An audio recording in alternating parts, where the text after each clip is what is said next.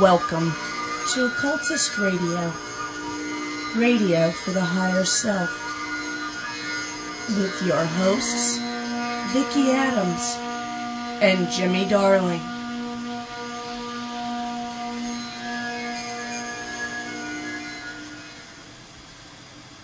We made it another week. I know you wanted another week off. We're doing this every other thing. We're trying not to, though. Let's see, I have the intro, which I did. At some point on my notes it said bite Vicky. Now it says no bite. No, not bite Vicky. Well, I guess I gotta follow my notes. No bite the Vicky. Mm-hmm. She can land sharp. Okay, I don't want to get into that again. Now this is going to probably be one of our hardest shows. And the reason being is that, number one, it's not like quantum mechanics or anything, something hard. It was just really a hard show to write. It's not quantum mechanics, but... No, but the ideals and philosophy behind it has not really been talked about. What? Your volume's low. Well, which mic am I talking into? Into this one. God. I have anyway, so it's... Alright. I hate when I get interrupted. Okay. But it's not really being talked about, but it really, it's just a theory of why and what is happening, what needs to happen. We've taken our years of experience, observation, training, and understanding, and just used a little logic. Well, just turn up the levels. It is to max. We also used what other religions are saying, as well as a history guide, to guide, as well as history to guide us through the show, also, and a little science. Because a little science never killed anyone since the church stopped burning scientists. What are you doing? Making fun of the church. Oh, because it's what? An affliction? And it's a mental infliction. Christianity is a mental infliction. Okay. That you inflict upon yourself by choice. I pissed off so many people saying that. Alright, I imagine. It was fun, though. Alright, so... yeah, I like the smiley face on the peach here. You know, just another... Okay, so let's tear this down into what we know from a historical point of view so that we can try to predict what will happen and know it's not the end of the world, or not as the end of the world as we know it, right? True. You know, so the pendulum of universal energy swings from masculine to feminine, you know, with a, you know, and that's called the coming of the age of Aquarius. Which we're in. And so, we're feeling it. Yet again, right? I mean, you know, it's a pattern that we just can't seem to, you know, get out of. It's a constant cycle, it seems. So when it swings, there's always, when that feminine energy, you know, it's conflicting against the masculine. You know, when it hits and it swings, it's a terrible thing, you know, because horrible things tend to happen because, you know, the shift is not a smooth transition, basically. So, you know, normally, you know, like wars, persecution, genocide, you know, all those terrible things that we hear about, you know, on a daily basis, you know, become more and more escalated. Yeah. And, you know, and don't seem to let up, you know, not anytime soon, at least, you know. So... I kind of want it noted for the record that the crickets are not me playing sound effects. Yeah, sorry. That's the spider's food. Dinner. I just want people to know I'm not playing crickets in the background. Right. To be a jerk. That is simply because it's a shift in power. And any shift in power will be fought by both sides. Mm-hmm. Not realizing that the universe will shift the power, period. It's kind of like the death card. We're coming into a changing, you know, for the most part, because it's such a huge change, it's going to be a kicking and screaming type thing. People are bucking against it. Oh my God, they're going to buck against it. Well, you know what? This is when major religions fall. This is when major civilizations change. Yeah. This is. It's happened how many times? Like when you look at through history. When you look through history, it's over and over and over. It's happened, like what, 2-3 times? Yep. To our knowledge, at least. Yeah. And we're shifting from a masculine energy to a feminine age of Aquarius. Now, lots of changes will take place by 2012. And usually during this time, we're going to see so many changes. To some, it actually will be the end of the world. Yeah. To some of them, it will. So many people want a rapture, They do. We saw that like a couple of weeks back. Yeah, we were making fun of that. Well, We actually put clothing with dry ice out on the sidewalk. They have their perceived fun of us, so whatever, they can take it too. Ours was good natured though, a lot of people were, amused, but anyway. Oh no, I was poking fun that you're stupid. Okay. So, and a lot of people want that second coming, They do. They do. It's vital for them to have it. Because it says it's going to come. Yeah. And I mean, it's a crutch. If it's not a second coming, what the hell am I supposed to do with my life? Yeah. If there's not a rapture, what do I do? This is like my ultimate salvation, things, it's almost like, things will right themselves with their salvation. Right. And if it doesn't happen, my God. What are they? What are they supposed to do? What's to become of them? Right. And you'll see, you know what? You're going to see, because they'll bucket. You'll see wars. You'll see religious wars. You're also going to see suicides. Yeah. Oh, well, wait, I mean, it happens every time. Suicide. Every time there's this so-called rapture, a lot of people will give away their possessions and whatnot, and some people will actually. And I think in this last one, didn't this woman kill her poor children? Yeah. She was going to do a murder suicide. Of course, she survived. I don't know if her kids did. One kid did. One kid didn't make it to the hospital. It's like, but now she has to live with the fact that she killed one child and there was no rapture. Yeah. Now where does she stand? Now what do you do? Yeah. And where's the church, for these people? Oh, they're running for cover, just saying, not them, not me, not me. Yeah. It's like, they're not there for them, so. Well, people are going to start realizing that organized religions are there for one purpose and one purpose only, and that they're a business, and they're not there to comfort like they used to be. When they were adopting and taking over older pagan traditions, nobody actually said any, there was comfort given, there was aid. Right. And then the church decided, this is big business. Mm-hmm. And big business does not coddle people. Big business just, pay, say a couple Hail Marys, pay again, and I'll save you. Mm-hmm. And so when this woman does this thing to her kids, they got nothing to fall back on. Because the church is just like, I don't know, and with these pay. People who sold, gave away all their belongings and whatever. Where's the church? And meanwhile, this preacher didn't. He's like, well, somehow they'll find a way to cope. I mean, that's their solution. That's their solution. You'll cope. Somehow you'll find it. And that's whatever.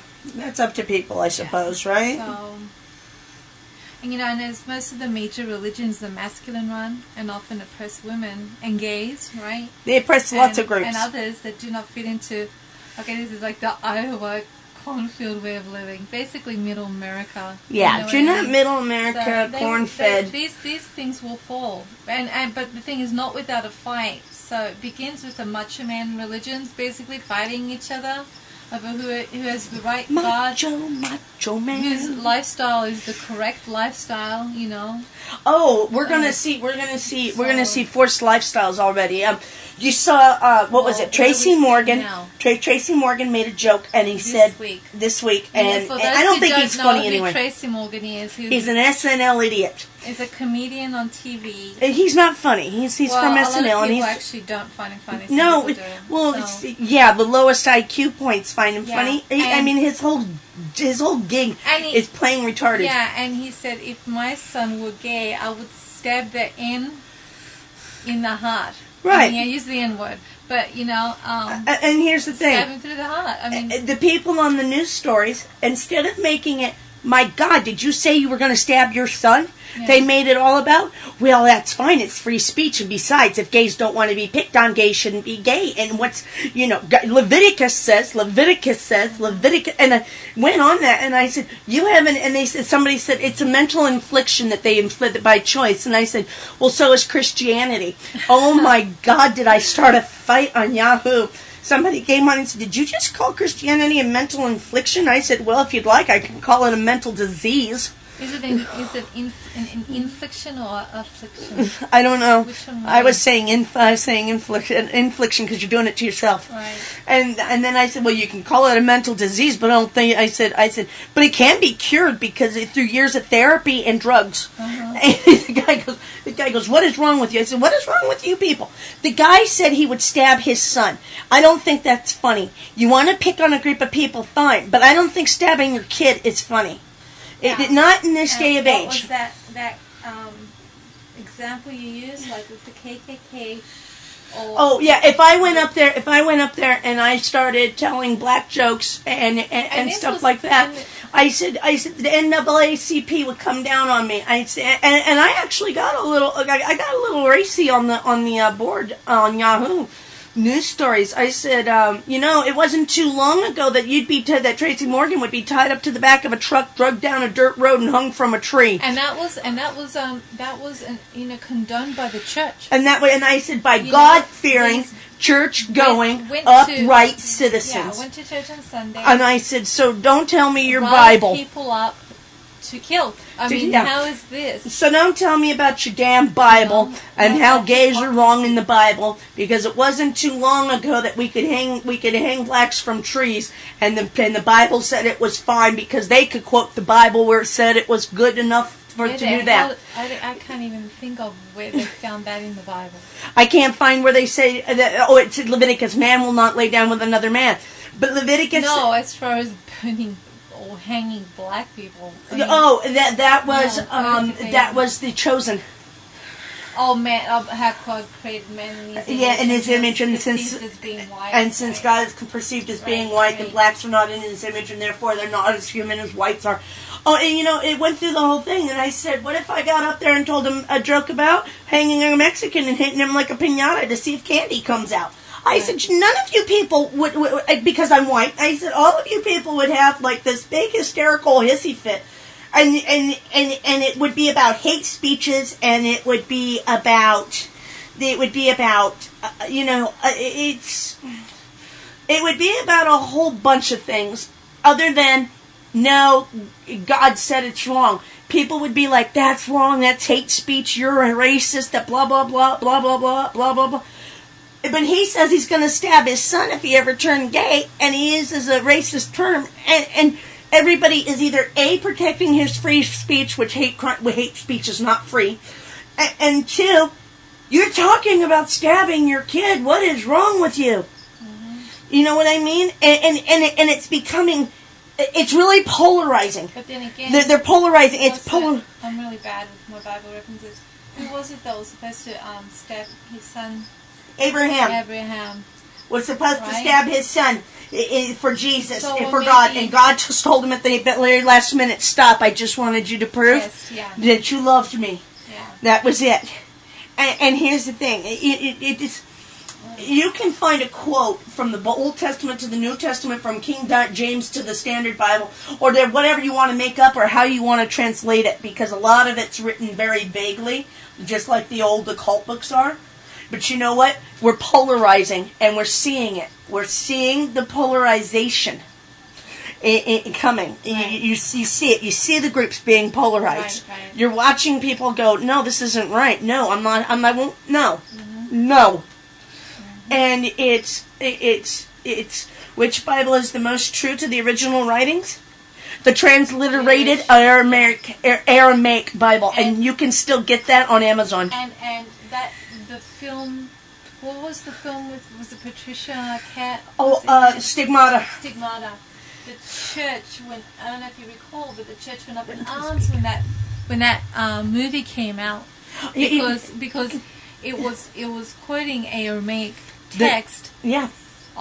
basically the church of God is within you. You are your own God. Look underneath a rock. In there you will find me. Break a piece of wood. And then you will find me. It's saying, you don't need a church. You don't need an institution. I don't need men to preach it. Yeah. Because to look around you, and that is God. Business, that is the, which we don't know if he referred to God or if he was referring to the universal energy because of his background. But it's one of those things of when he said it, he followed it up with, I am the Son of Man.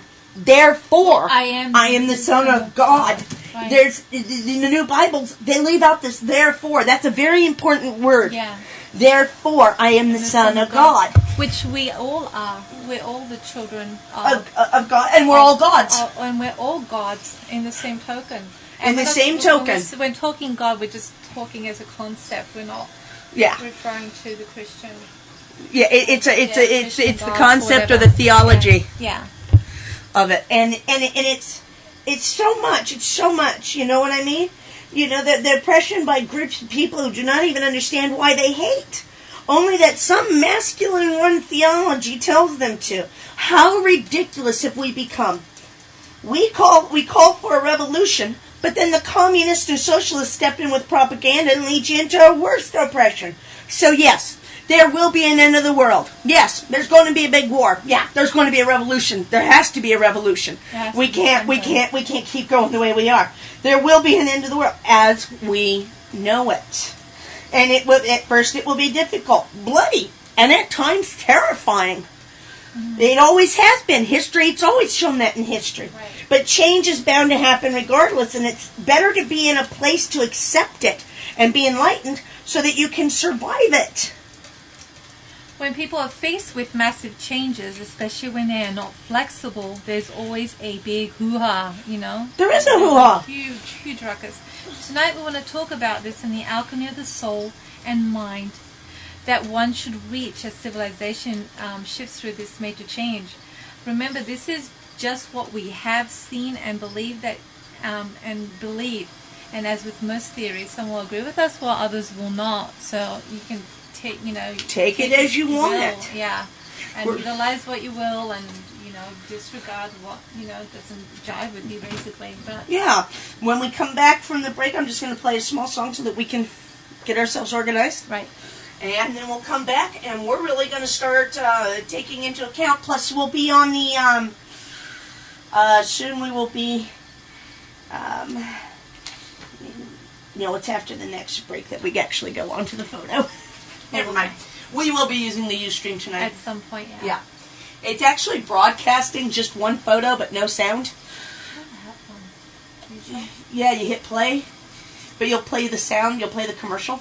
Ooh. Not that it matters because it won't affect us. Right, yeah. But there it is. So I'm going to do a little song here. And see what I've got here. And then when we come back, we're really going to hit this, in a couple of things. And again, this is what we believe, just from what we know. We're not saying this is what's going to happen for sure, but history shows us anything and teaches us anything. It's exactly what will happen. Right. And you know what? I'm going to be stereotypical. This is not a parade. I have a hurricane. Listen to yourself. Churn world serves its own needs. Dummy serve your own needs. Beat it up an ox speed grunt. No strength. The ladder starts to clatter with fear. Fight down. High wire and a fire. Representatives engaged in the government for hire and a combat site. Left to west are coming in a hurry with the furies breathing down your neck. Team by team reporters babble Trump, tethered crop. Look at that. No plane. Fine. Then overflow. Population common food, but it'll do. Save yourself. Serve yourself. World serves its own needs. Listen to your heart bleed. Dummy with the rapture and the reverend and the right. Right. You patriotic slam fight. Right. Like feeling pretty sight. It's the end of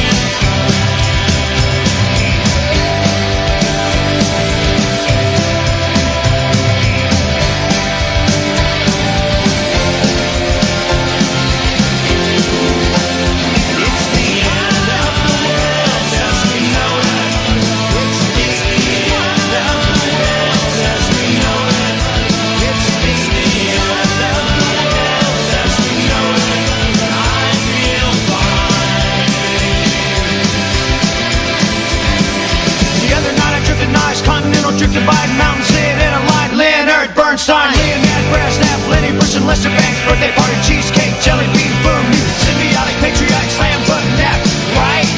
Right. It's the end of the world as we know it. It's the end of the world as we know it. It's the end of the world as we know it.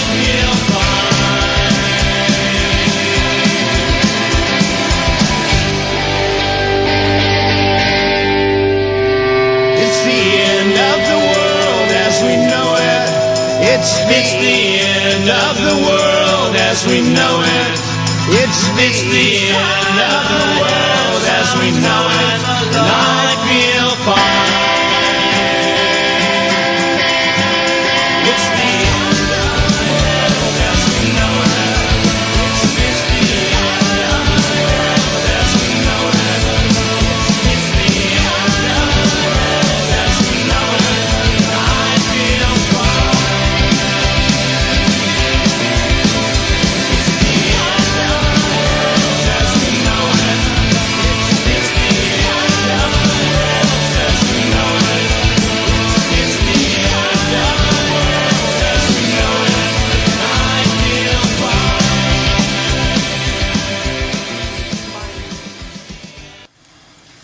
God, I'm getting physically threatened over. Woo! Here. Anyhow, ouch, ouch. This show is going. Okay, this show is actually going to be a 2-part show Yeah. because we're going to talk about what we're doing.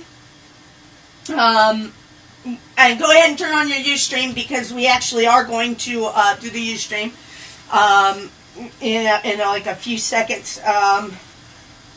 As a matter of fact, go ahead and turn on the sound of the Ustream. There we go. And can you go up to the start broadcast and start recording on the server? Thank you. This show is actually going to take into account many philosophies, and this is going to be a 2-part show because we're actually going to talk about historical sites on the second part. There's a couple. Yeah. I know that, but we're going to mainly focus On one, but I'd like to focus on a couple of other ones that I know about. Yeah, I know about. All right. Don't Yeah, worry. one on it. We'll really hit the one because that one is really amazing. We just talk about it next week. We'll talk about that next week. We're going to use the Tree of Life to place right now, and it's just an easier visual overall. We are going to show you a full and very colorful tree up there in its complete form. Any philosophy can be overlaid. If you have asked or you want it, just drop us an email at info@occultistradio.com and we'll get you a PDF of the other philosophies that can be laid over the tree so that it doesn't have to be Jewish if you don't want it to be.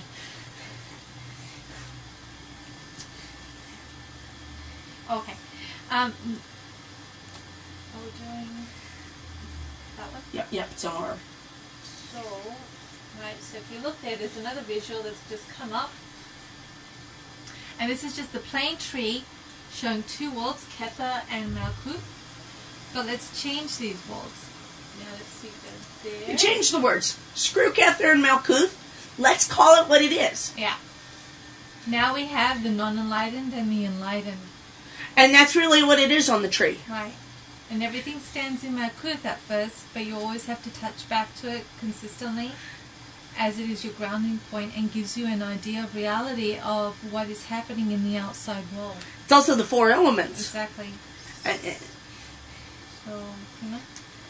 The problem is when you do not ever leave it. Anything that keeps you enslaved or not thinking for yourself keeps you there in the unenlightened area. Any organized religion, anything that tells you how and or what to think, any book that is written that is anything other than history, but is written like history. And let me give you some examples. When you buy a book and one of the modern authors say, this is how it's to be done, but they're not actually quoting history. They're quoting their own personal beliefs, their own opinions, because they read a book, and so they wrote a book. And the thing is that they're saying, this is how it was done. This is how, blah, blah, blah. This is. You have no historical proof to back it up. Right. It's like when they said the ohms. which looks like Oghams. They say, oh, it's a divination system, and oh my God, the occults run with it. Right. But you know what? Ireland said, we don't know what it is yet. It could have been mile markers. It could have been markers to villages. Mm-hmm. It could have been anything. We don't know what the Oghams were. They were carved in rocks. Big rocks. Huge rocks. Use those as a I don't know. You're supposed to throw one of those suckers. It was like when I was going to Stonehenge in England. Somebody told me to take a road, and I said a certain road, and I said that's not the most direct route, and they said, but you'll see why. And as I drove up this road, there were little mini Stonehenges, and they all marked grave mounds, big grave mounds, and here's all these little grave mounds leading up to Stonehenge with little Stonehenge stones all the way across the countryside. And I'm talking not a mile, I'm not talking 10 miles, I'm talking a good 40 miles of my trip was grave mounds, tiny little versions of stone, little just one marker, and with some kind of carving in it that nobody understood. With some were small mounds, some were giant mounds. Pubs were next to them. People were like, "Yeah, that's where they buried somebody." And they said, "But if you follow everything, it'll lead you straight to Stonehenge. Just follow the little pillars all the way up." When is that mentioned? That is never mentioned to anybody. And that's to anybody. Yeah. And everybody just says Stonehenge, just Stonehenge. Yeah. You go look up a picture of Stonehenge, it does not give you an aerial view of 40 miles of Stonehenge. Well, no, because then you'll lose perspective. Right. But are you losing perspective? I mean, as far as just the internet goes, right. You'll be lost on a lot of people. But I was amazed because I really thought it was. I'm sure. I really thought it was just one circle. When I was doing 40 miles of that, I was just like, "Oh, hell, dear Lord!" That's what I'm under the impression of. That it was just a circle. Yeah, I mean, there was just that. I didn't realize there was markers leading up to it. Markers leading all the way up to it, and if they take an aerial picture of it, I wonder what it would look like. I mean, I'm sure some people, obviously, because you know how many people have visited Stonehenge, are aware of that, but like people like me who haven't. Yeah. Well, I'm pretty ignorant of that fact, so. Well, you know what? Do you know how many people I was stationed with that said just take the road because there's a straight road to Stonehenge and route. You miss it? Oh, and right, it was what happened was there was a British guy who said, "Don't take the straight route, take the scenic route." And I said, "That's an all-day trip. I wasn't planning all day because I can't get close to Stonehenge. It's fenced off." And he goes, "No, but you can see the others." And I said, when you went to Stonehenge, it wasn't fenced off. They would let you in, but now they fenced it completely. Now it's completely fenced. Yeah, they would let you in, but boy, they had people there. Right. You weren't. I came by and touched the stones, but they really frown on you touching anything.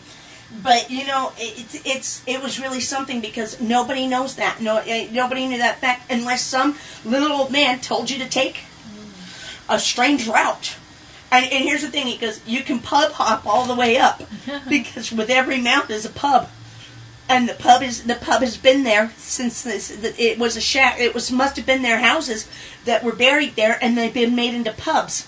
And so you walk in, the houses of the people buried in the mounds have been made into pubs. So here's these rickety old. Hang on, so you mean the people, the land, where they're buried? Yeah. Right next to it is their house. How do they know that's their house? Because it dates back, and it was a house. And it dates back to that time. And it would only make sense to bury families where it was. Now, some of the pubs were bigger than other pubs. The bigger the mound, the bigger the pub. The smaller the mound, the smaller the pub. How weird. And they were rickety old things. Wouldn't they even be non-existent?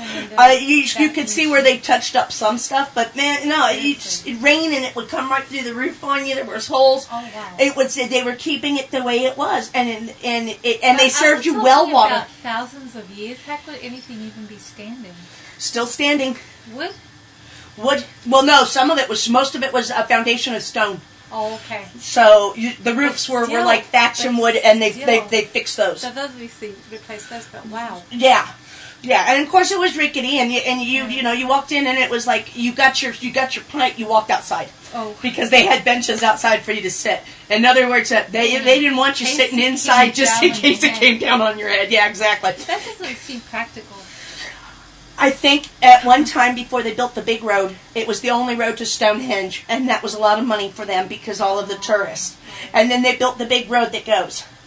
And the big road just kind of screwed everyone over. I don't know, it sounds like hidden gems. But it is a hidden gem. Because you're going through, and it's like, I'm like, what's that mound? And they're like, dead people. I'm like, seriously? Like, the bigger the mound, was it the bigger the person? And they're like, no, the bigger the family. Family, exactly. Oh, no, I was like, the person. So I meant stature in society. Yeah. But, I mean, it was something because you don't know these things, and no one writes it. And they just write, Stonehenge is a circle. Wow, yeah. That's it. That's it. And people go, yeah, well, I believe that because that's history. Well, it's not. It's not history. History has left out a bunch of stuff. And if you're truly on a quest for enlightenment, you're not going to read these modern books and go, oh, this is the way it was done. You ran around with a Dixie cup on your head, and you spit up in the air and try to catch it. And that made you rich. It's you've got all these people that are coming up and they're saying, no, these are old spells, or these are old religions, or this is the way it was done back when it was 900 BC. This is the way it was done. We don't know how it was done in 900 BC. We don't have all those scrolls. Right. But you got people writing it. Yeah, no. You do. You've got people writing it all the time. Well, like as we like to say, as we're fond of saying, any moron can be published. And it's true. Seriously. It's true, especially by the big publishers. Yeah, a lot of the publishers, I mean, I'm sure their founders will be rolling over in their graves, seriously. Oh, seriously? It really doesn't take much to be published these days. No. Seriously. If you are just regurgitating, popular opinion or else have hit on a trend that the public is just gobbling up, you publish, seriously. We've got occult authors writing ghost books. Yeah. We have ghost hunters writing occult books. It's and nobody knows about either of them. Yeah. They're just going off of the stunted sketches on TV that are written for you. Yeah.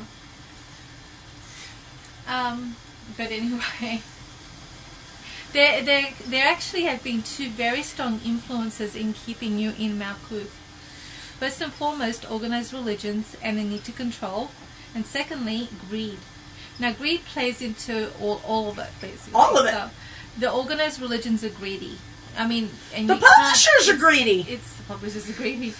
But and although some of the authors are on the right, right on the nose of, obviously we're not saying all authors. Saying all authors by any means, of course. That's right. Levi, Waite, Mathers, they're all great. There's some current authors too. No, there are. There's some current authors that do other stuff. Yeah, and then there are those who mean well, but are really just espousing what they think they know from what they have read. And they mean well, but they don't get it. At the end of the day, it's their greed too, because we know some authors who we won't name, who do it just for the money. Yeah, and they don't care if they're misleading. Yeah, the public, it doesn't make any difference. Their readers, whatever, their fans. Nothing. It's all about, I need to make my mortgage. And, if this is the means for me to do that, well, so be it. And this is how they keep you in Malkuth. Yeah. This is and it's a shame. And then there's another author who's like, I'm not going to teach them correct vibration. Why should I? So, and the thing is, and a lot of people are looking up to him to do so, and vibrating incorrectly will keep you in Malkuth. If on certain systems, you need to be absolutely spot on with your vibration. So does this mean we should all become atheists? No. That's not what we're saying. Like we said in the beginning of the show, the pendulum swings, and from male to female, but also from organized religion that oppress to spirituality that frees. This is where it becomes very personal. Right. Each person listening to tonight's show, as well as the podcast, will take something very different away with them. And that's exactly how we set up this show. Is that this is, even though you're all in one room and there'll be people listening to the podcast all over the world at different times, what they will take from this show will be so different and so personal to themselves. And that's why there's... And so personal. And here's the thing. This is A, why we wrote... This is exactly how we wrote the show. And B, this is exactly why it was so hard to write the show. I know, my legs are cramping too. Yeah. Right.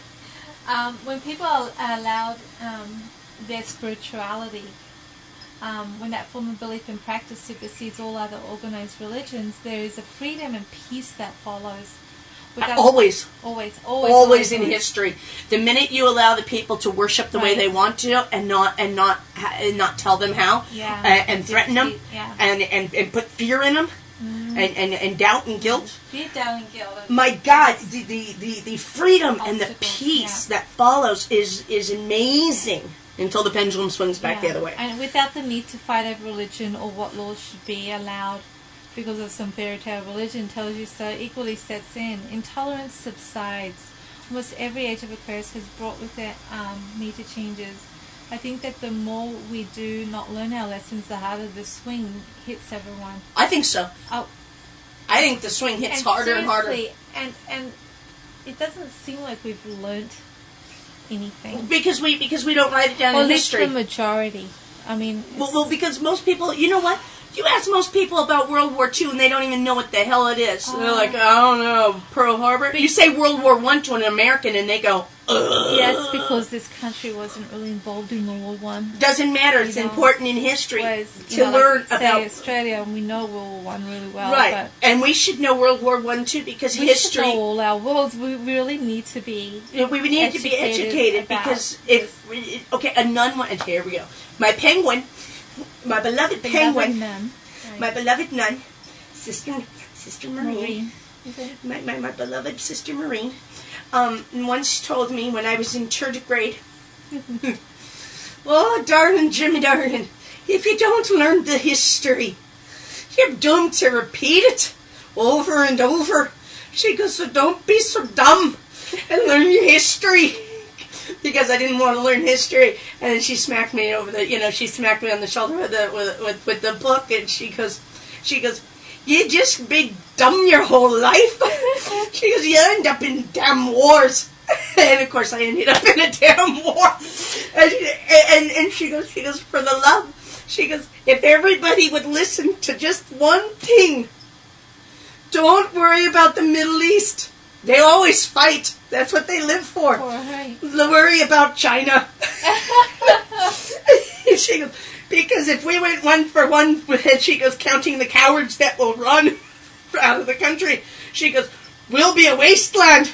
They'll have about 1/4 of an inch more rice in their bowls. I just looked at her and she goes, and we'll do it again because we're stupid. And that stuck with me. That has stuck with me my whole life. And my mother repeats it all the time. Jymie, if we don't learn from history, we're bound to repeat it. We're in a Vietnam. Why can't we get out of it? Why do we keep going into countries that we have no business in? It has nothing to do with us. Let them handle it themselves. Let NATO handle it. Let the UN step in. Why is the U.S. stepping in? Do we not know from Korea and Vietnam that this is not the way we do it? She goes, have we not learned how not to treat our vets? There was a story about the veterans suing because the land was given by enterprises, and people were like, screw the vets. They're just looking for a handout. No, there was a contract, people. But you know what I mean? It's really polarized. People are really polarized. And it got vicious. I told one person I would like you to put a paper bag over your head and walk off the pier, because I'd like to see if you could actually drown or if you could fight your way out of a wet paper sack. And he goes, I don't understand. And I said, just try it for me. Try it. And he goes, I don't understand. I said, do it small. Start with a puddle. Just lay face down in a puddle and see if you drown. Just try it. If you drown, it's whatever. No great loss to the universe.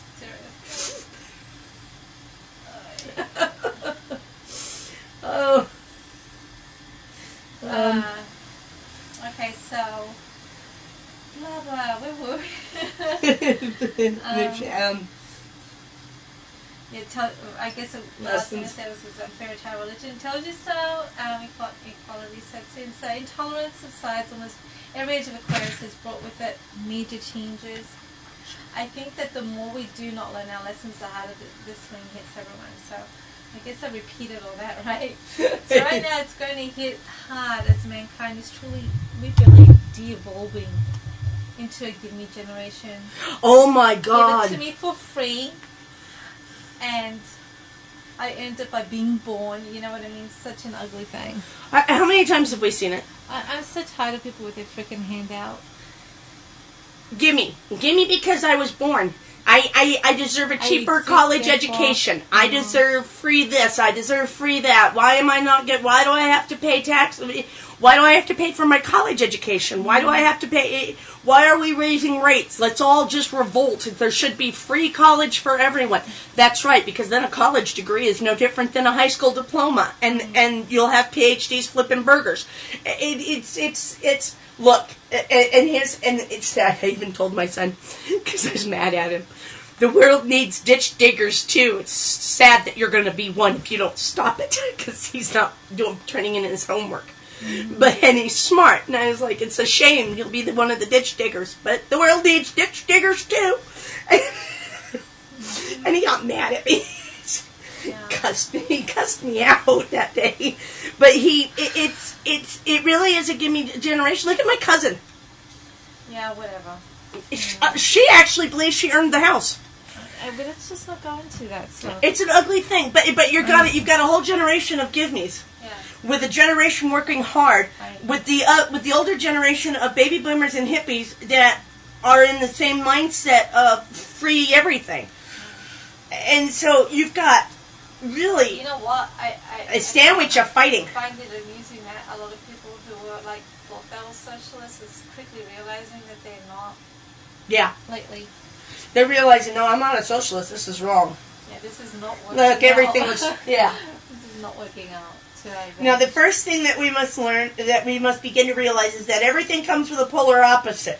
And we must learn to deal with these opposites in a fair and just way. If you take a look at the picture, you will see that they are on opposite sides. As soon as Vicky changes the picture. All right. There we go. But it will eventually connect to each other. The trick of the matter is to walk the middle pillar. The middle pillar allows us to be just. Look, we've become a nation of either very severe with each other or very merciful. Mm-hmm. There's no middle ground. It's just extremes. And there is no extreme that is healthy. Every extreme will keep you in Malkuth. It's like being fundamentalized. Oh, it is. One way or the other. You know what I mean? It absolutely is. We're going to take a little break from music. Go ahead and turn off the sound just right there. We're going to come over here while we set up some other stuff. And I get a drink of water.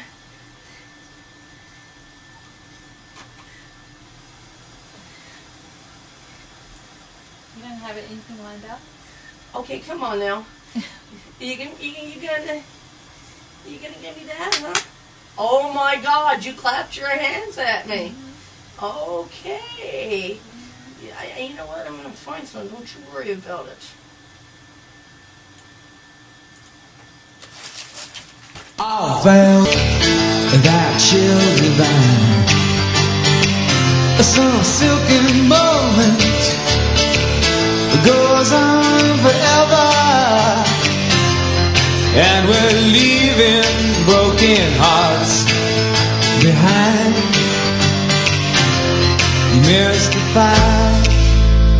Mystify me, mystify me. I need perfection, some twisted selection that tangles me to keep me alive in all that exists. When none has your beauty, I see your face, and I will survive. Mystify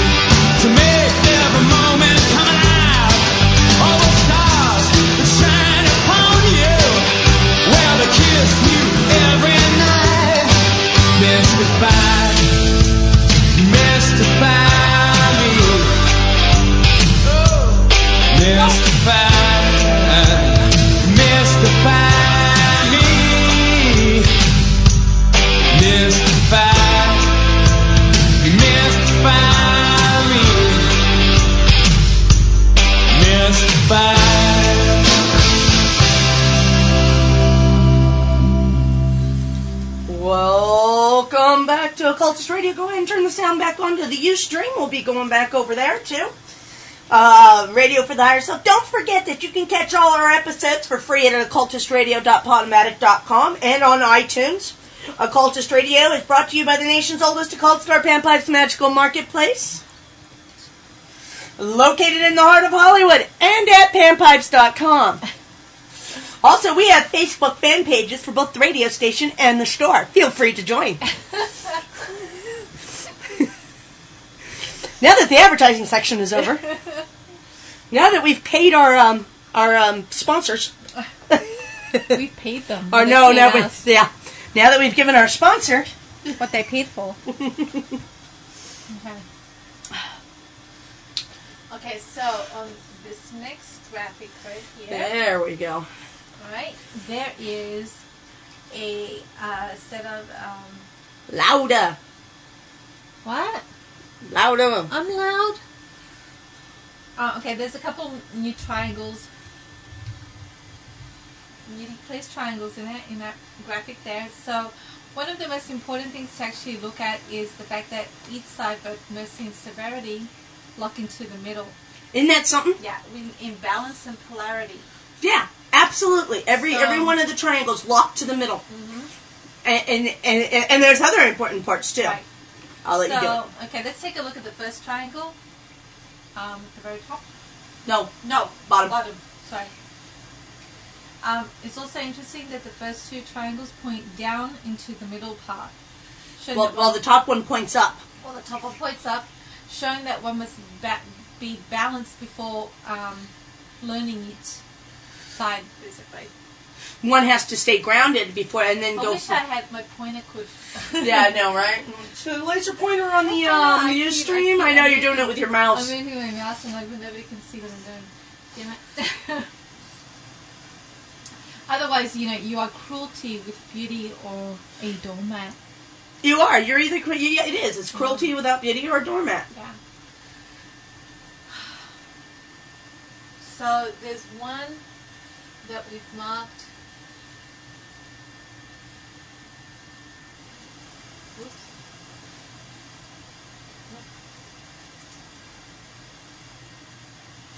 Hang on a second.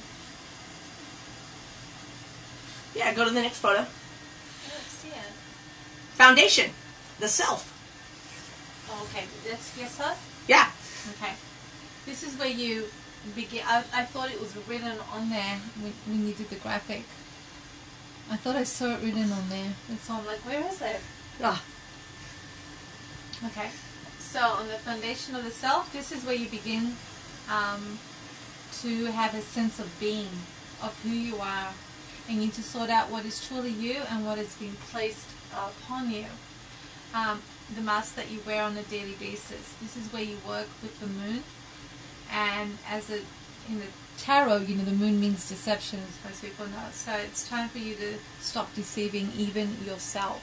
So your very first thing you got to do is you have got to stop. It is important to get the first triangle underneath your belt before 2012. It doesn't matter about the rest of the triangles. Right. But there are the first triangles. Otherwise, as the pendulum hits, you'll backslide into Malkuth and get swept up with the knuckle draggers, the wars, and fear. Yeah, you're just going to be kidding yourself, fooling yourself. Right. We have done a Kabbalah course that you can access. Please do that, too, as there are path instructions to the houses. Our next stop on the tree you're going to see is Hood. Ta-da. Hood is splendor, but it brings about thought. Now, that's something, because thought, everybody goes, well, I can think. Yeah, but this is the ability to think on your own. To form your own opinions on religion, spirituality, theology, philosophy. Once you have who you are, that's down there in the formation and the foundation in the self. Now it's time to decide, what do you think? What do you stand for? What do you believe? It surprisingly does not have to be one religion. You can decide to practice many in a ceremonial, strict way, or you can choose to be eclectic and make something that makes you comfortable and happy. Whichever way you choose, you must learn now that flexibility and doubt must be dealt with. It is equally important that you stick to what you believe in, but not in an inflexible or fundamentalist way.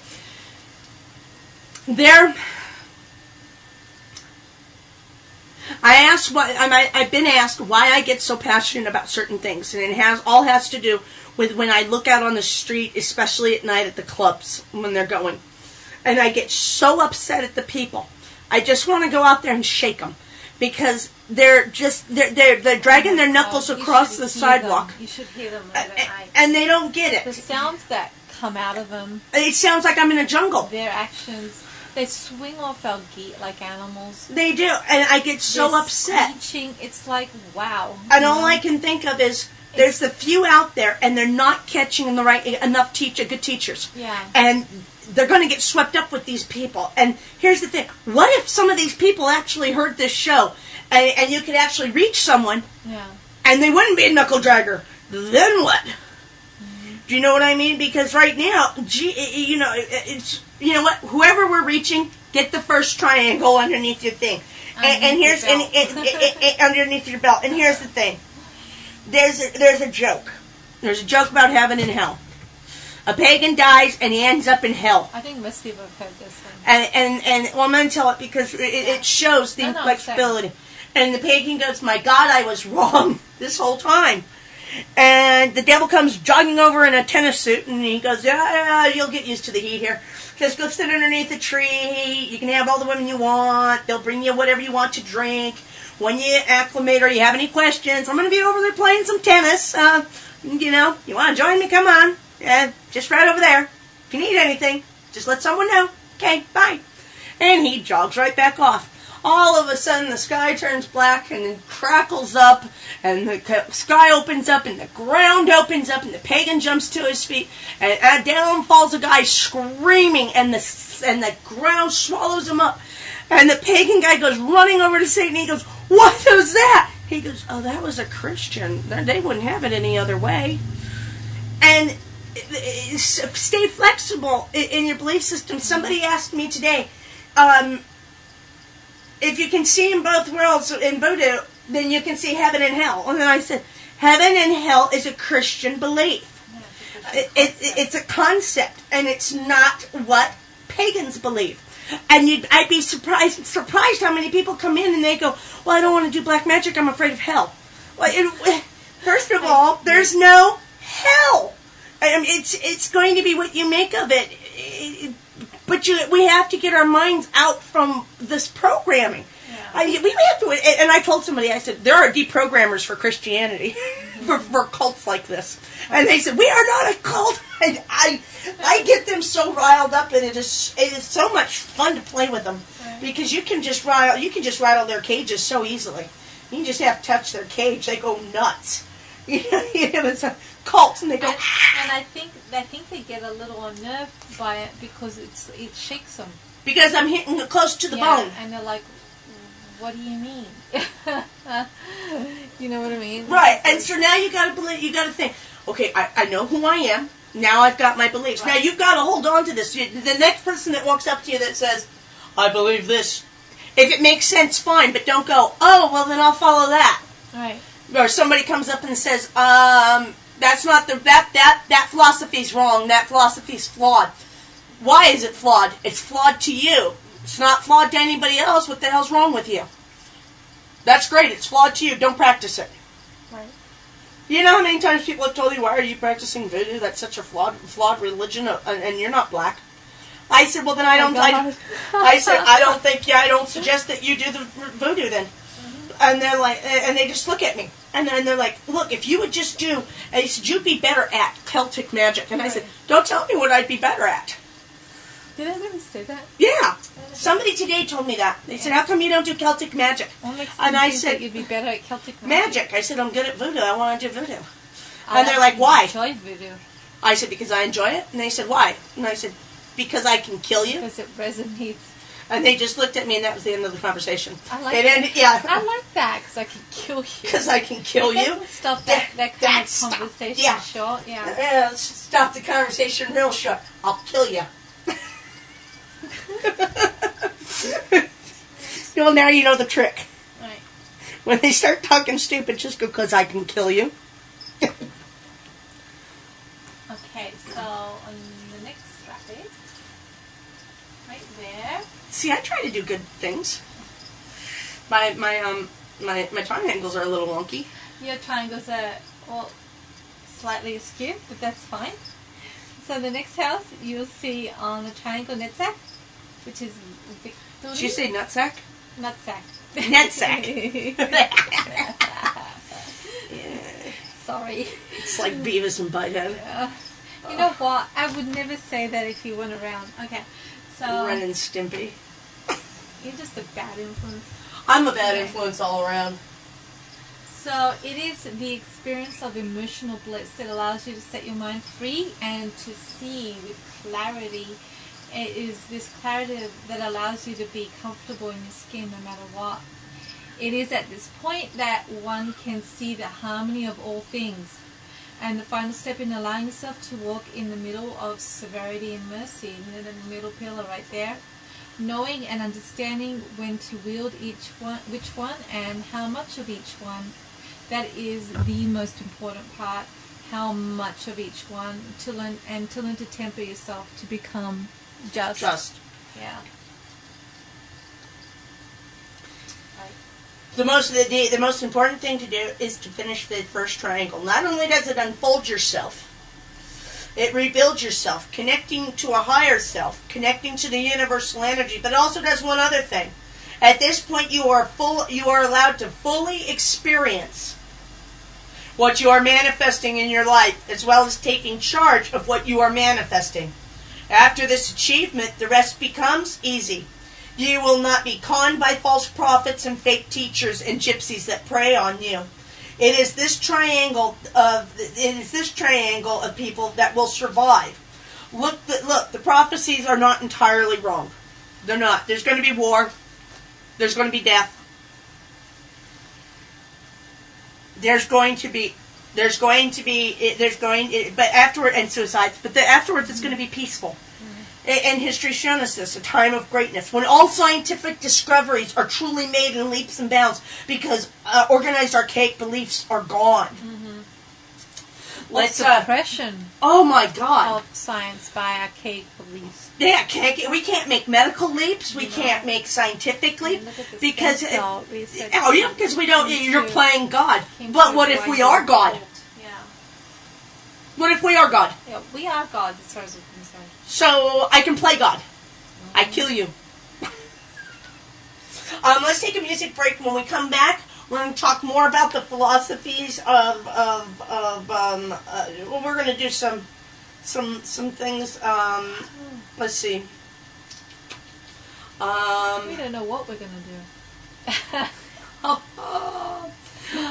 Go ahead and turn off the sound on the Yes, ma'am. Thank you. Yes, ma'am. Yes, ma'am. Yes, ma'am. Yes, ma'am. We're getting somebody excited. That would be Martin. Martin, are you getting excited? Why are you getting excited? Martin's always excited. It's a good thing. Is it? Mm-hmm. At least someone's excited. I'm excited. You're always excited too. And yeah, no, I didn't have anything lined up yet again. Oh. Oh, I see. Yeah. Oh, the nutsack my talk. Goodness. Okay. Martin. Bad Martin. I didn't even catch that.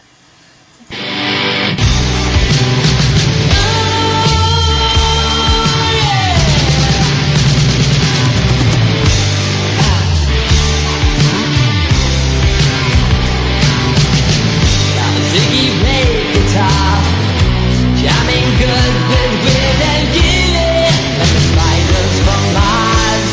He played his left hand. special man. Then we were Ziggy's band. Ziggy really sang. Screw the pies and screw down hairdo. Like a cat from Japan. He could lick on by smiling. He could leave on to hand. Came on so loaded, man. Well hung in snow white tan. Now where were the spiders? While the flies tried to break our balls. Just a mere light to guide us. So we bitched about his band, and should we crush his sweet hand?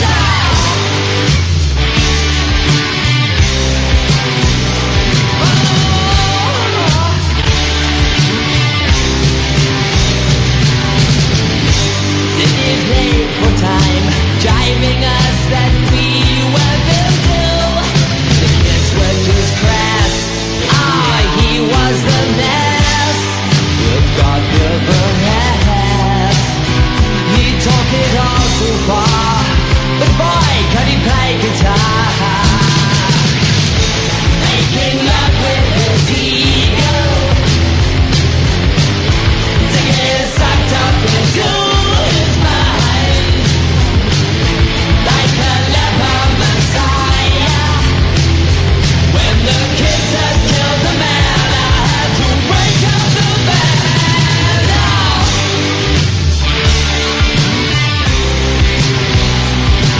Oh yeah.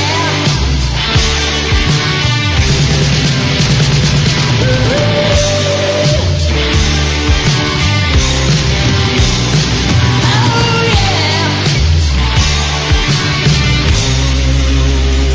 Now Ziggy plays guitar.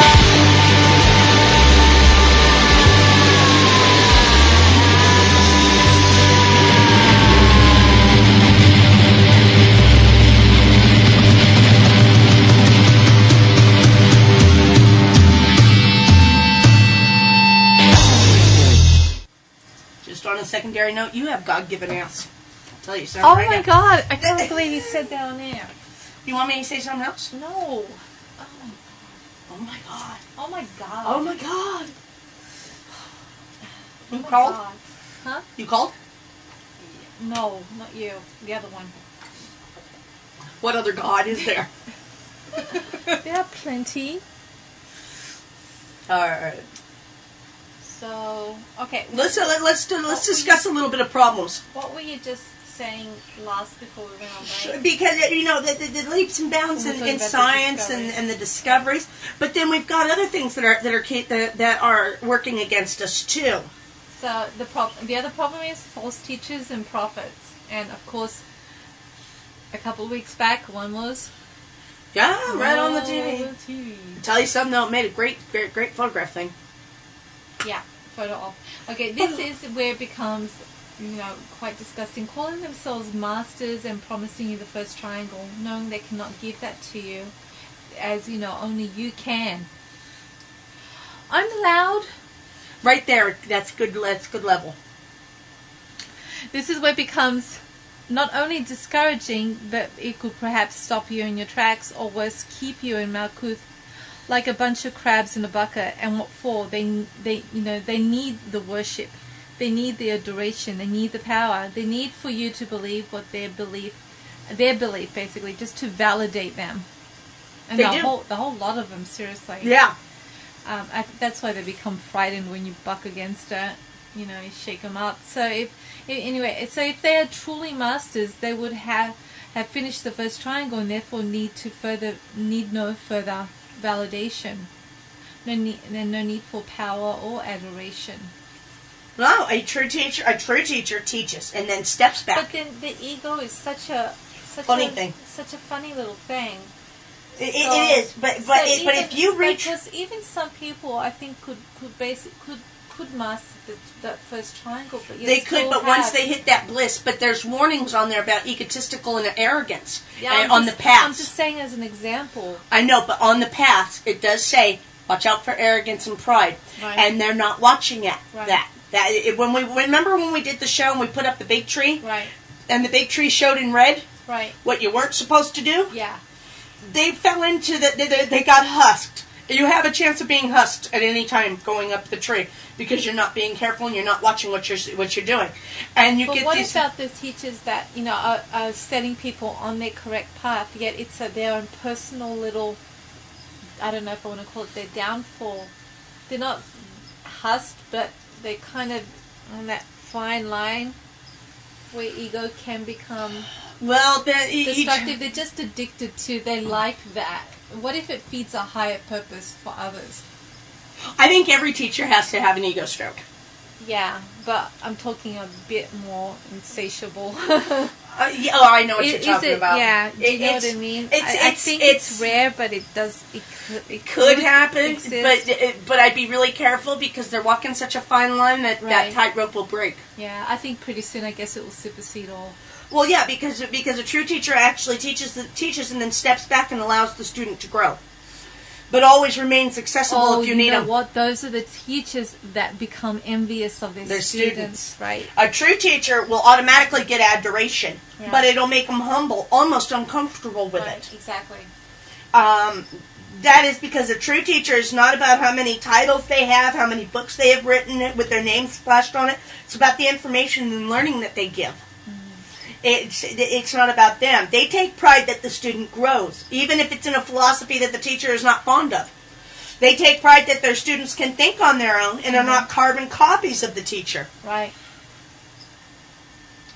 And there are a few good teachers still out there. Usually, and they're kind of hard to come by because they're impossible. The sheer number of fakes and frauds and sneaker salesmen and false prophets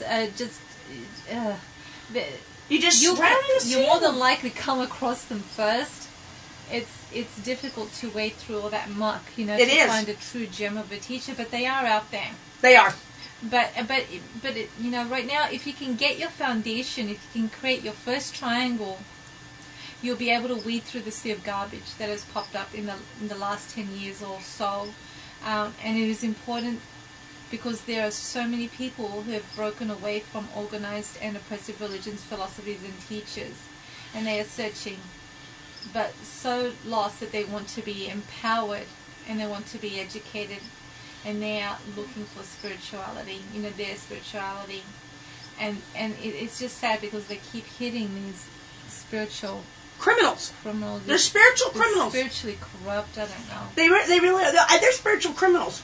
And it's, so, it's kind of weird. I'm just saying so many people, I guess this is kind of stroking your ego a little bit, who, when they come across the store and the teacher does, Jymie does the teaching here, they're just so, you see the sigh of relief, or you can hear the sigh of relief in some cases. Well, I'm not a good teacher. Whatever. You have an accessible style, you know what I mean? So, but you speak in a style where a lot of people can understand, you know what I mean? Okay, you don't 25-cent word them to death. No. You can't. You can't. You can't. You start acting with the 25-cent words with this pompous egotistical attitude, and you lose people. Well, it's important because I've seen the result of students being taught by these people, and they just spout the same 25-cent words, but they don't know what they're talking about. They don't know what they're talking about, and we've seen one guy that was that way, and he did end up unfortunately committing suicide. It didn't serve him well at all. No, it didn't. For all, and I think he could have. I want to make an example, and I'm not going to say any names. Yeah. But we were going through the tree, and we're going through alchemy in this last course that I'm teaching. And one of my students, who doesn't like to deal with things going on right now, and so she kind of self-medicates with a little bit of the green. All right. One class looked at me and said, I think I want to get straight. I think I want to get my head on straight. Right. I think I want to stop this. Oh, during one class, yeah. I want to try what you're suggesting. I want to try what you're basically. suggesting. Yeah. I think I want to enlighten myself. And since that day, she's come to class every day straight. Oh, has she?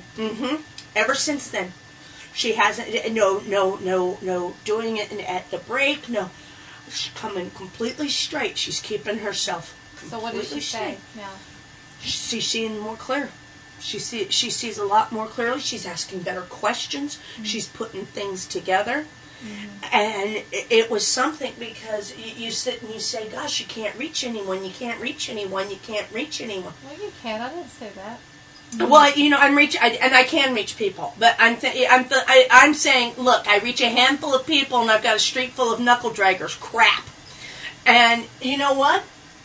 It isn't because the people that find teachers, they'll find a good teacher. Right. If they're really searching and they're meant to find one. Yeah.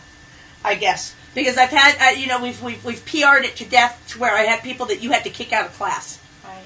For being, for coughing. Too disruptive for the other students. Yeah. You know what I mean? And I want to tell you something. All these people who go to so many different teachers, a good teacher, a true teacher is well-rounded. Not just highly knowledgeable in their philosophy, but in all philosophies. Someone that can answer your questions regardless of their personal beliefs. But you know what? It's more than just that. It really is. Knowledge is not enough. They have to have practical experience, or they cannot possibly tell you they know how you feel or what you're going through. Right. It's easy to be an armchair occultist and say, I know exactly how you feel, when you don't know how you feel. Right. How can you possibly know how they feel if you haven't walked that path? And how many teachers are out there right now that don't walk the path but have read the books and they're teaching and the students are going, oh my God, I'm having such a hard time. I know exactly how you feel. You couldn't possibly know how they feel, and you can't offer them any good advice because you haven't walked the path. And you know how you know? They don't have any passion. You know what kind of disturbs me? I've met a couple of customers who obviously have the intelligence to put into practice what they're reading, but for some reason they've convinced themselves to remain armchair occultists. And I don't understand. Well, that's what I've asked them. Is it like, what is it, a fear? I mean, they say no. I'm just simply interested in. It's a fear. Gaining, and accumulating the knowledge. I'm like, but what's the point if you can't utilize? It's fear. It's fear. They convince themselves that it's all about knowledge. That's what I keep saying to them, and they're like, do you know how many teachers are scared to actually do what they teach? Really? Yeah. I ran across a couple of teachers that they were teaching, and you could see it in their eyes. Yeah, because I always try to look at my teacher's eyes and the amount of passion they put into it. Yeah. When they're sitting there and it's a dry lecture and they're just going through it and there's no passion. And their eyes just kind of seem like they're reading it from a book in their head or something. You know that they've never experienced it. Right. Well, if you've never experienced it, you have zero rights to teach it. Right. Zero rights. If you haven't tried the religion, if you haven't walked the path, you do not have a right to teach that. Somebody asked me to teach something, Hinduism, and I said, I can't, because I've never practiced, never read up about it. I couldn't do it. They said, what about Buddhism? I said, I don't do Eastern philosophy. The closest I've come to is some Tibetan Bon stuff, but I'm not even up on that. Yeah. And I said, truly, it's unless I've done it, I'm not teaching it. Right. And the student asked why, and I said, because I can't possibly teach you something I don't know. Benefit from your experience. You can't, because when I teach, I tell stories of my experiences, I tell story of others' experiences, so that they get an idea of what to expect, and you can't do it if you haven't walked the path. Right. And there's so many teachers out there that won't walk the path. Right. And they're teaching at these stores, and what it is, it's all about adoration. They remake themselves, and they get up there. Okay, there's another store teaching an alchemy class, but only how to use the magical oils that are on the shelf. Well, shit. You just go to the website and read what the goddamn oil does, and you're fine. Right. Why do you have to be taught what to do with it? Wear the thing. Yeah. Put it in your bath water. Put it in an oil burner. Put it in a bathtub. Why do you have to pay $60 to be told that? Or how to focus. Or how to focus. And how the oils work. That's great. Are you actually teaching them how to blend? Because I teach how to blend. And the formula behind that. And the formula behind it, and the mathematics behind it. Personalize it, and with your own personal chemistry and alchemy. And alchemy, and how you can transmute your incenses, and how you can add necromancy into it. And these teachers are going, okay, so this is an oil, and it's called such and such. And how you use this oil is blah, blah, blah, blah, blah, blah, blah, blah, blah. It does this great thing.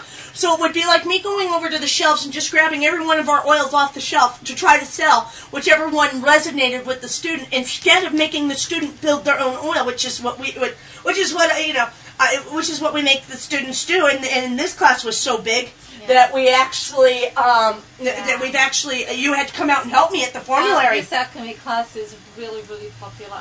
Yeah. I don't think you've ever thrown a class as often as this one. No, and word of mouth is going like wildfire. We have had, and a lot of students have taken so-called alchemy classes elsewhere. And I'm not saying this to bag because I'm obviously not interested in doing that, but they're like, oh my God, it's like night and day. And nothing, and I don't know, like, why did I take it there, blah, blah, blah. But, and they complain to me. They complain to me. They go, oh my God, I was told nothing. I'm pissed. My biggest peeve is when people teach, for the wrong reasons. Yeah, you're teaching to make money. Because you're teaching to promote your store. You're defrauding people. They're paying good money for knowledge, and they're not receiving And in this economy, money is a precious commodity right now. Yeah, money is. So when I told them, I said half my class is going to be, and I think they thought half the days was going to be lecture, and half of it was going to be doing it. Right. And so I said, okay, well, when you go to break, you come back, you're going to write your formula. You're with using what we just learned for the societal one. It's easy, it's planetary. I showed you a few examples, and then you're going to go over to the formulary with Vicky, and she's going to let you actually pour it out, and you can see how you can do measurements and stuff like that. The students' faces, their jaws just dropped. And I said, I told you, half the class was going to be lecture, half the class was going to be doing. And they're like, you mean each night? And I said, yeah, each night. Half is lecture, half is doing. Half is theory, half is practice. Practice. And you get to take home your oil, and you get to take home your other oil, and you get to take home your incense. To work on your incense for the next couple of weeks. Yeah. 3 months. Is it 3 months? Yeah. 3 months. But I mean, it's word of mouth, my God. But you get these people who are teaching for the wrong reason. They go, oh, look at how popular it is down at Panpipe. We'll teach, but we'll teach wrong. We'll teach minimal. We'll teach to sell, and we'll teach to promote the store, our line only. I don't care if they're offended at what we're saying. No, I don't either. True. It's true. They're promoting a new line they're bringing into their store, but you know what? You're defrauding the people. Yeah. You're defrauding the people. That's bullshit. You really are.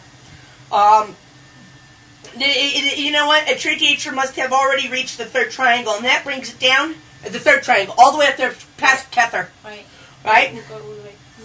Just go up there. And you should already have hit the Kether. Yeah. Right up there, yeah. Right up in there. Right there, yeah.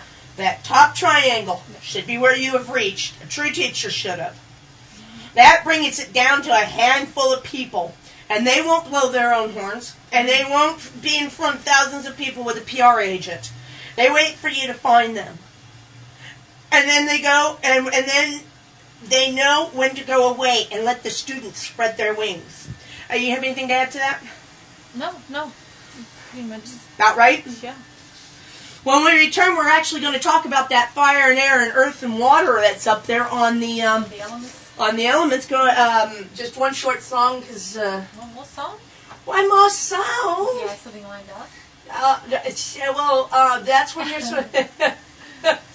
I hate when you do that, because no. Yeah. Why are we having one more song? Let's just get into it. The pressure. Because I had the pressure and the build up. Because I actually have to stretch my legs. It's Pick a goddamn song. I'm trying to. I gotta figure out which one's good. If you don't watch out, I'm gonna play. You know what? Don't. No. Some from the Pretty Pink. Please don't. That's really annoying.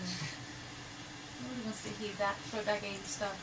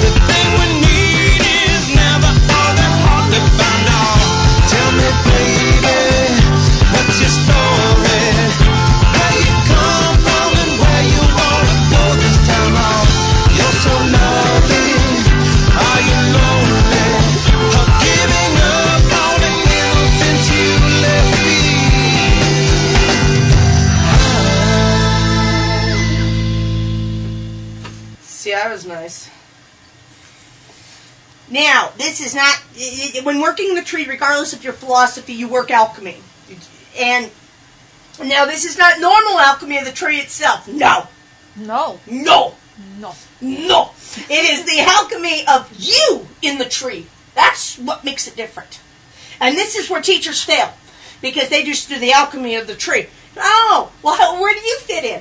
Mm-hmm. You're supposed to fit in there somehow. What the hell? Mm-hmm. What's going on here? So this is the alchemy of you in the tree. It would make sense. It wouldn't make sense otherwise. Right. You know, you could do Kether, but if you don't have Kether, if you inside Kether, what the hell's why? Why have it? Uh-huh. If you're not in it. Mm-hmm. This is where each of you is going to take something very different away from the show. This is the part where it gets everybody's going to think we're talking straight to them. And we are. Each and every one of you. We're only talking to you. This is about balancing yourself. No one else exists but you. This is about balancing yourself on each path. And one must look at themselves and decide with all honesty, how are you imbalanced? Which element has more control of your life? Are you too earthy, too fiery, too watery, too airy? Okay, so, and this is how you're going to tell. Okay, here are the attributes of fire. Proud, selfish, restless, jealousy, anger, hatred. Air. So if you're ruled by this is your air, I guess. Yeah, it means that you're not ruled by air. Your air's out of whack. You've got too much. That's what I'm saying. If you're ruled by these attributes, your air's out of whack. Is what I meant to say. So, I really gotta watch my words. Okay. Too much air? Are we getting too much air, honey? A little too much air. It's okay. Okay. So you're pretty. Oh my God! That was so condescending. Alright. So too much air. Indicative of thoughtlessness, judgmental, critical, impulsive, frivolous, boasting, gullible. Water, there's moody, fantastical. That's you. You fantastical. No. I'm just joking. You look worried there for a second. Moody, fantastical, no boundaries. Yeah, I got no boundaries. You got no boundaries. Indifference, depression, and insatiability.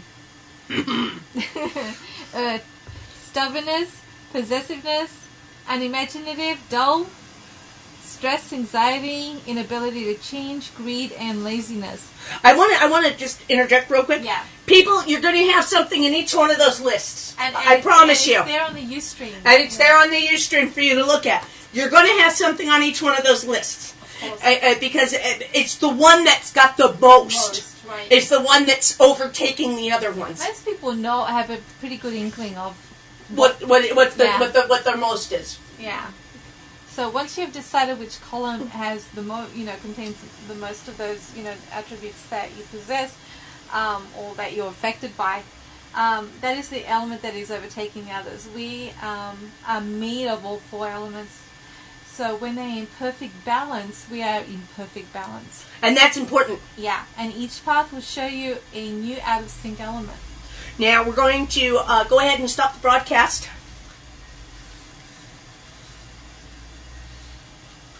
On Ustream and just cut me off. I'm sorry.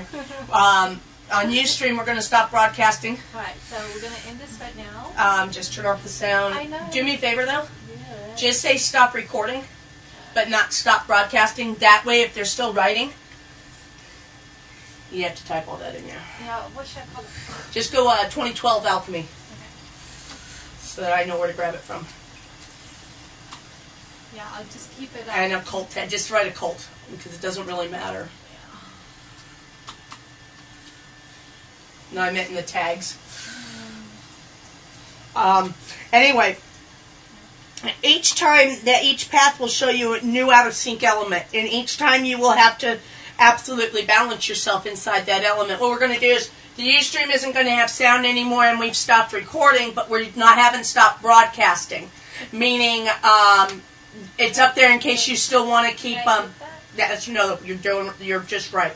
In case you want to write those down, but it isn't going to go any further than that. Wow. That's really blurry. Why is it so blurry? I don't know. You can pretty much make it out though. Yeah. 2 ways we can do this. Now, we can do this using the elemental beings and appeasing the ones that we have been that have been oppressed, but not forgetting the one that we're trying to tame. In other words, if your fire is out of whack, you would actually use earth and air with a wee bit of fire to calm it down. The earth controls the burn. The air feeds it without blazing it. Fire is present so that it knows it's the one that is being put into, let's say, like elemental therapy. I think I might retype it. You're saying it's hard to read. You think I should type it out? Yeah. And you can certainly look at the December 17th show on how to work with the elements. The second half of that show will teach you to work with the elementals. Now, if your fire is out of whack, you use earth and air. But you got to make sure fires are there. If your air is out of whack, you need to use your fire, your water, and your earth. If your water's out of whack, you need air and earth. And if your earth is out of whack, you need to decide whether you're going to have to put water on it, and you're going to have to put air, unless you want to put air and fire. It all depends. See, if you're trying to get rid of something, oh, that's better. Okay, if you're trying to get rid of something, then what you want to do is you want to put earth with fire, because it scorches and cleanses, and then the air would help things grow, and then you can go back to the earth, water, and air to actually grow new things. So it's actually common sense. You can't calm your fire by using water, because you'll just quench it. So you think of it almost like common sense on what you see in the news. If you want a controlled burn, you use the earth. Fire has to have a little bit of air. If water doesn't have air, it becomes mucky and stagnant. The earth can go either way on this. And air can go to fire too. If your air is, if you want to get rid of the air, once you've decided on that, then you can figure out how you're going to do it. And you can work with those elements. And again, we've done a show on the elementals and how to work with them. It was, if you go to the Podomatic, it's our December 17th show. And like I said, the second half, it will actually show you the show that we teach you to work with the elementals, or at least begin working with them. And listen, I know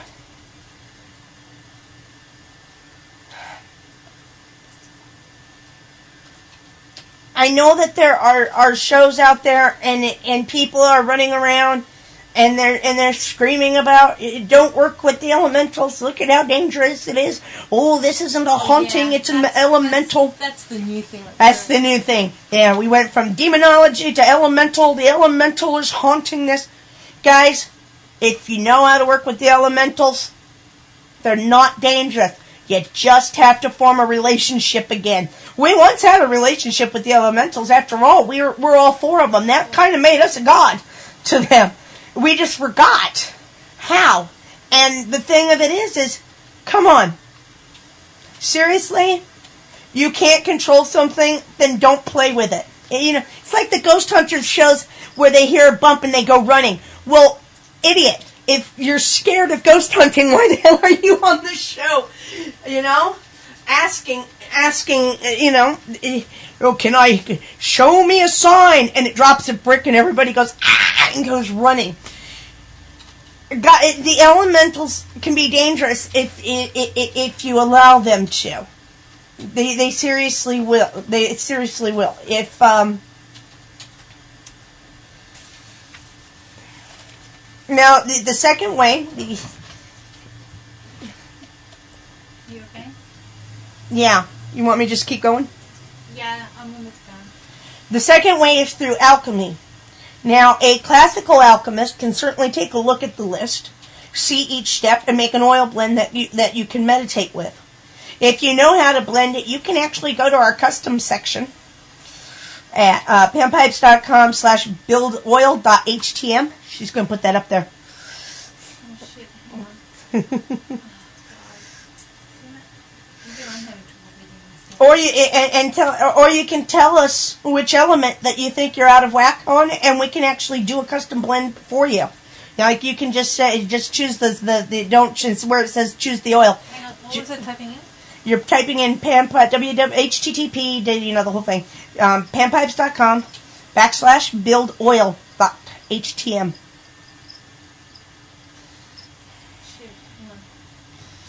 But we can actually, you choose your size and just say fire, and we'll balance it out for you if you'd like. panpipes.com/buildoil.htm. Is it oil or oils? Oil. Oil. .htm. And tell us which element's out of whack, and we can custom blend something for you. Remember that in alchemy, there are terms that most people cannot get through their thick skulls. And that it refers to other things. It's called an analogy.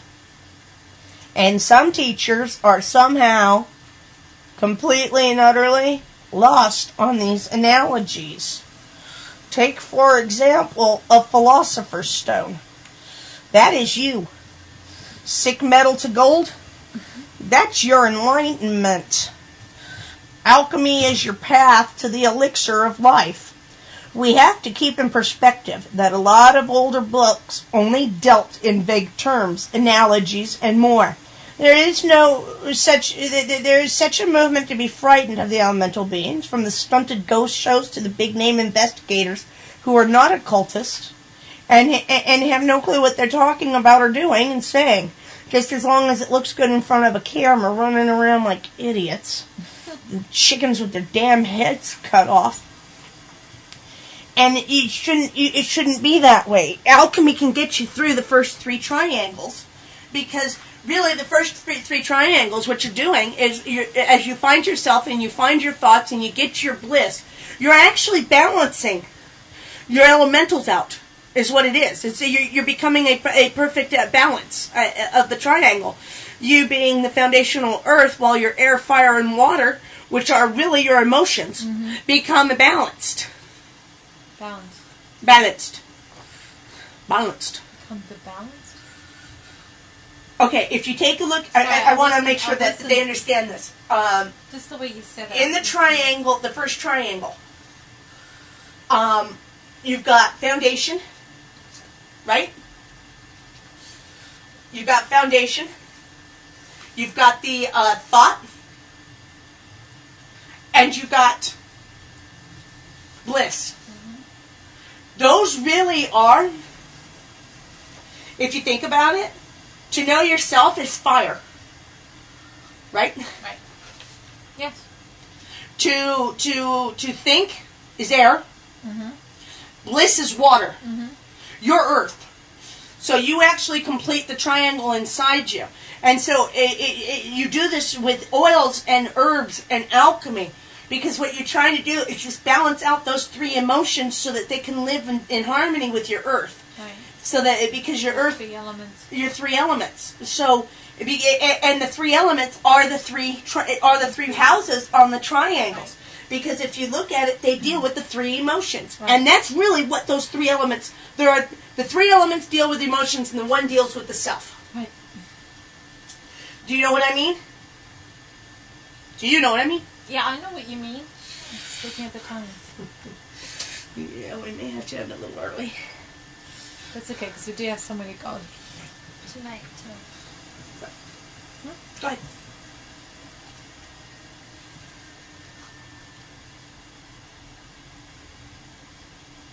Okay, so as Jymie was saying, we are comprised of the 4 elements, and we command these beings as we are all 4, where they're just 1.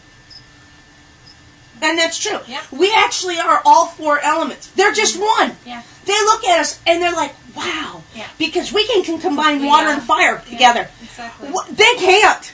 But we can. Yeah. That makes us some kind of god. And, you could quote Ghostbusters. I'm not, when they ask you if you're a god, say you're a god. Don't think of the Stay Puft Marshmallow Man. when they ask you, clear your mind, to clear your mind. We were having a discussion about that on alchemy of astral travel.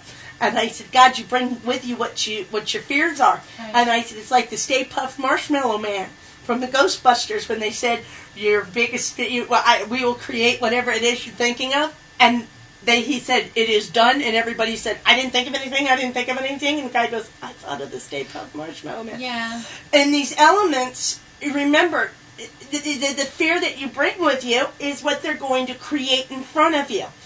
Because it's a forming of a relationship. It really is. And I think a good way to release yourself of fears is to try to create an astral temple, because you can honestly pick and choose what you want to take with you, even if you feel that you can't.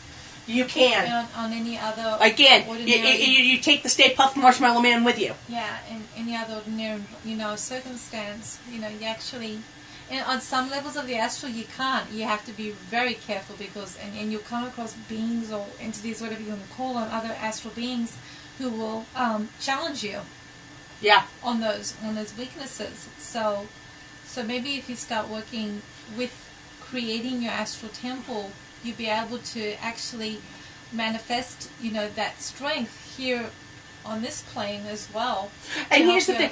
It is not hard. It's a good teaching. It is a good teaching platform. To learn, it is not hard, though, to actually form a relationship with an elemental. Yes, they like to be tricky. Yeah. And you can't be complacent. And you can't. You should pick and choose which ones.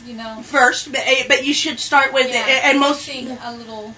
I started with fire because it's what drives. It's the first house. You should go fire, air, and water. You really should. Just because of the triangle. With me, just because of circumstance, and I got stuck with water straight out of the bat. Off the bat there, but definitely fire first. Although, how many of you have played with the element of? I think most people are introduced to fire first, right? Yeah. Because candles.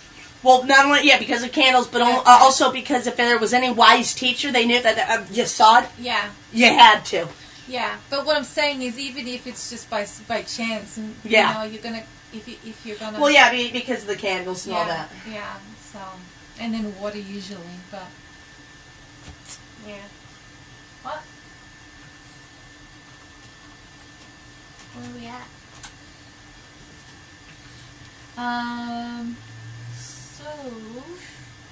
So as we have to work with them carefully at first until a relationship is formed. But there's nothing that stops you from having a working magical relationship that is beneficial with the elementals. Nothing. Absolutely nothing. There's nothing that stops you from having a relationship with the elementals. And anybody who tells you different is full of it. It's just knowing how and watching and never becoming complacent with them. Okay, but when should you become complacent in magic? With anything, really. Well, you know what? I think a lot of people do, though. You shouldn't become complacent with anything. And I think that's a matter of ego, too. Yeah. Where that comes into play. Yep. Yeah,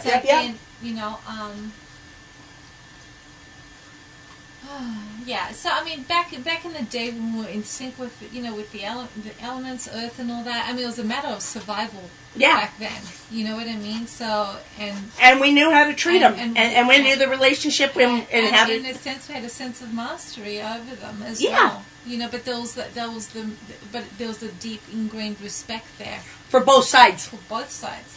We respected them, and they respected us, and we gave to them, and they gave to us. And you know what? It was a matter of survival then, but don't you think it's a matter of survival now? Yeah. Do you know what I mean? Look at where we're at. I think so. We need to really get back to our roots, seriously, like literally. Right? Yeah. So. I think so. Yeah. So give it a go. Try this elemental balancing. See where it takes you, right? I would. Yeah. I would. What we're going to do is we're going to, we went through the balancing of how to balance and what's that. We're going to have a song. During this song, we're just going to let people in the room, if they have any questions about this show, we're going to let them type it out and see how they're doing. And if nothing else, then we'll come back. We'll say goodnight. We'll do part 2 next week, and then we'll go on to a short Q&A show. So, of course, I've got nothing lined up yet again. Yeah, I just don't have anything lined up. I am not doing so hot this week. Just dropped the ball. I'm dropping the ball all over the place. I'll tell you something. I think you should punish me. It won't be in a pleasurable way. Then I don't want it.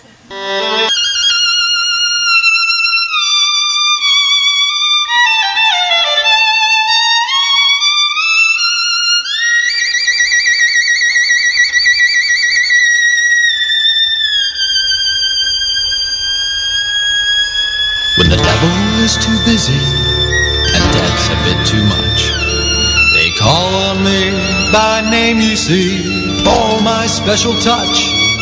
To the gentlemen, I'm misfortune. To the ladies, I'm surprise. But call me by any name, anyway, it's all the same.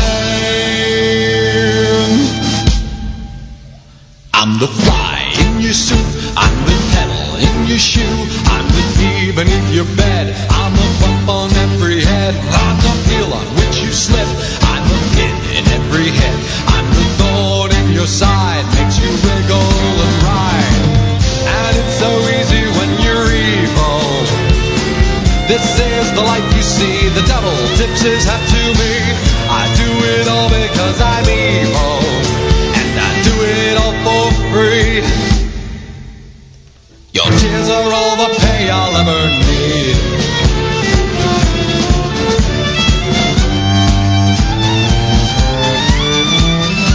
Recording, sir. Thank you.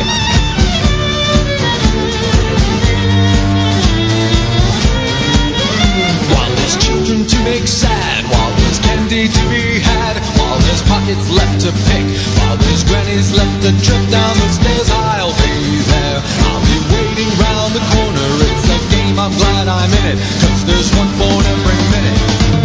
And it's so easy when you're evil.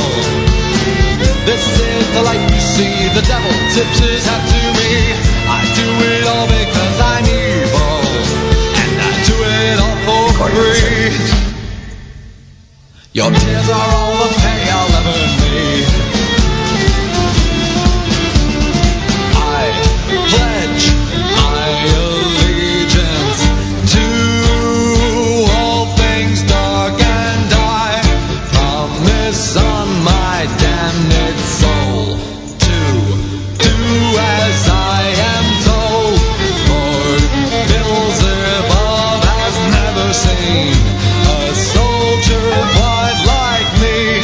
Not only does this job, but does it happily. I'm the fear that keeps you awake, I'm the shadows on the wall, I'm the monsters they become, I'm the nightmare in your skull, I'm a dagger in your back, an extra turn upon the rack, I'm the quivering of your heart, a stabbing pain, a sudden start.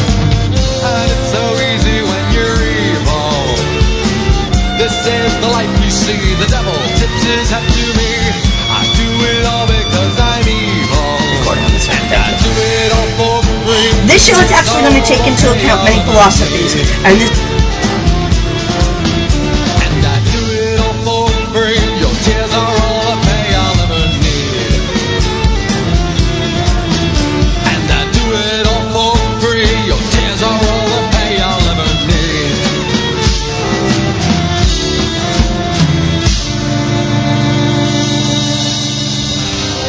It gets so lonely being evil. What I'd do to see a smile, even for a little while. And no one loves you when you're evil. I'm lying through my teeth. Your tears are all the company I need.